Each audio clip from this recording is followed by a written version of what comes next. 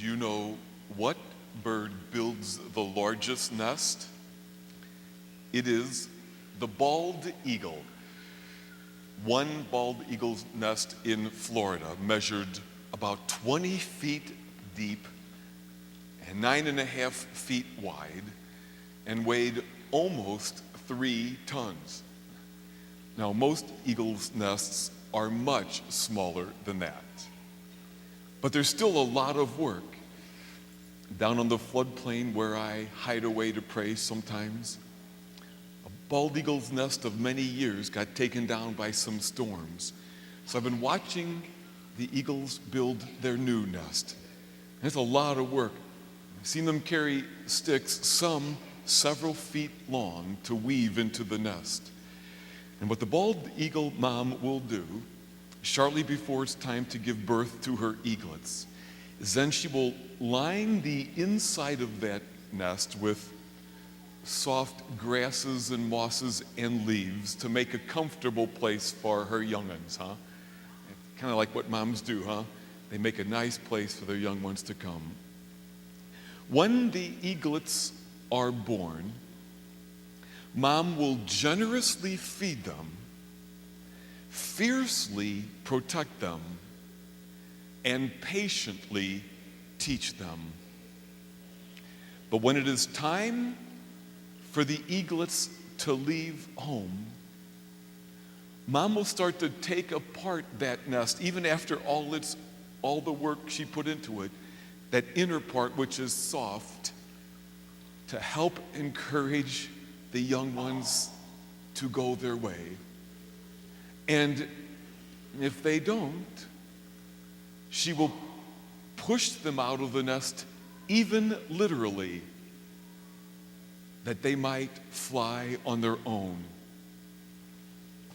She's taught them everything that she can, and now it's their time to fly. There is something both tender about how a mother eagle loves her young ones, but there's also something fierce about how she will make them be able to stand on their own. And I think so it is with our moms, huh? A true mom, having nurtured us and protected us, teaches us in a million ways what we need to know for our lives. And then, when the time is right, makes sure that we separate, that we leave. For a mom, there are those early experiences of that, huh? I watch moms drop their kids off for kindergarten most years, and lots of the kids are just so happy to go. And then there's always, or often at least, a child or two who just doesn't want to leave the car.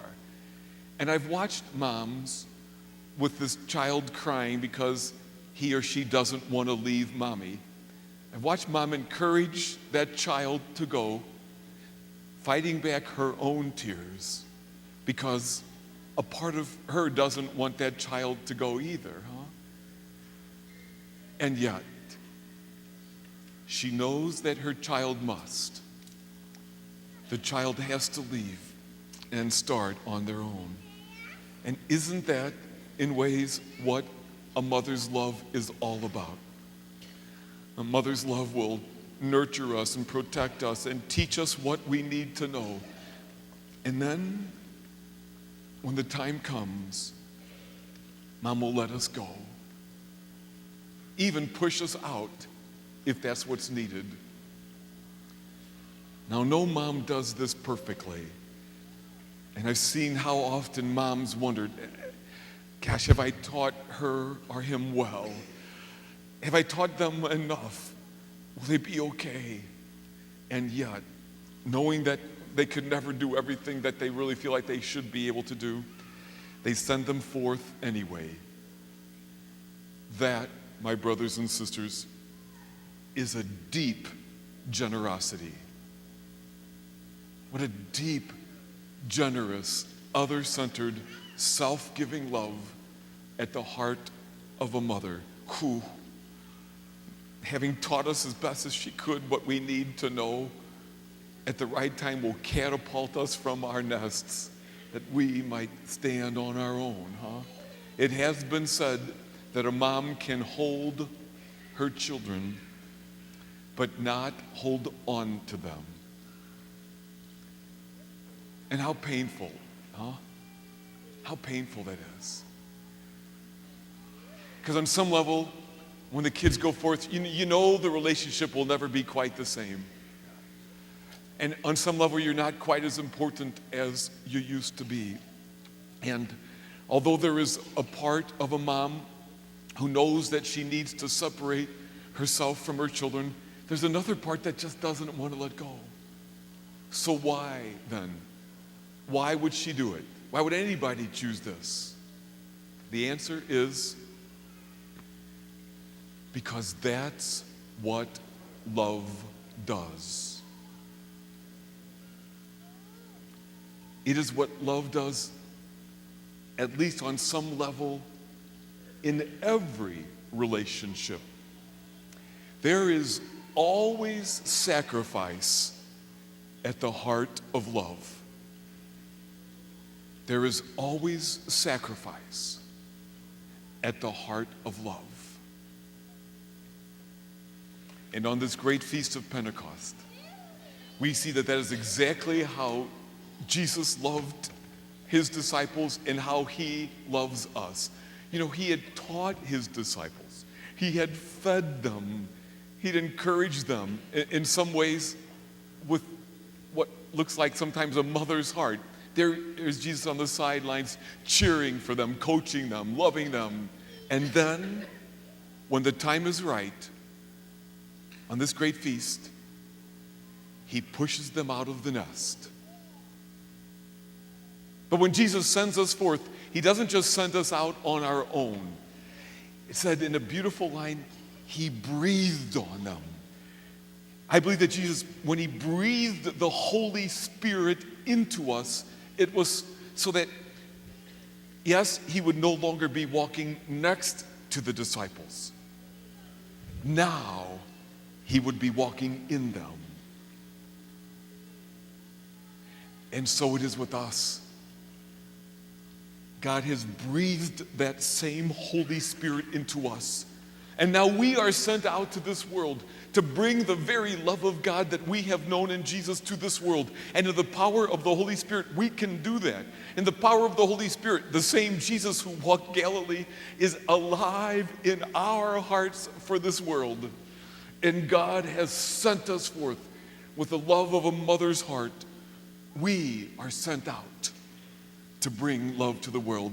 Now it is our turn to fly. And God counts on us to do that.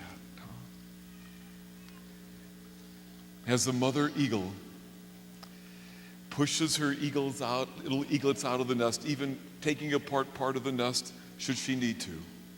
So moms teach their children what they need to know, and then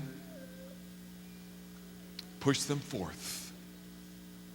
It is a painful letting go, but it is what love does. And all of you who are moms, I bet you know this. No matter how big your children get, they still fit in your heart, don't they? And even as you set them free, because that's what love does, you also carry them in here forever. Girls, it strikes me that maybe we should chat with Big Al and see how he is today, huh?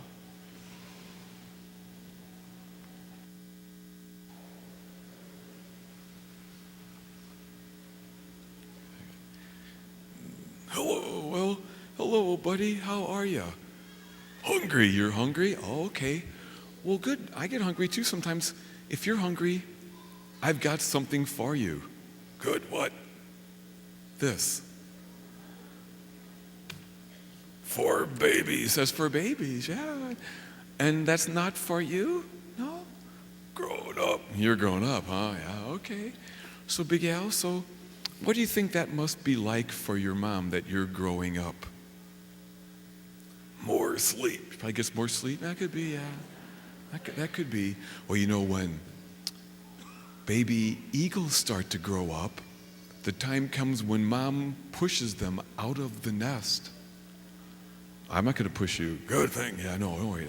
Yeah. But do you know what it must be like for your mom, I think, Big Al? I think it's kind of hard. What? Well, because their little ones grow up so fast. It's been said for a mom that the days are long, but the years are short. Don't get it. Don't get it? Well, days are tiring, but for a mom, the kids grow up so fast, and it's hard to let them go. Moms love us, but they also help share us with the world. Idea. What's your idea? Oh, that's good. Okay, I'll tell them. Okay. Boys and girls, I think being a mom is harder than we know. Because there's always loving and always letting go, huh? So Big Al had this idea that a good thing to do for mom for Mother's Day, but maybe not only Mother's Day, is to look right at your mom, and if you can, make sure she's looking at you, and tell her, I love you, and then tell her you will always love her, and maybe then give her a hug. And for all whose moms have died this day, we ask God to give them a hug for us in heaven. And I'm sure God would do just that.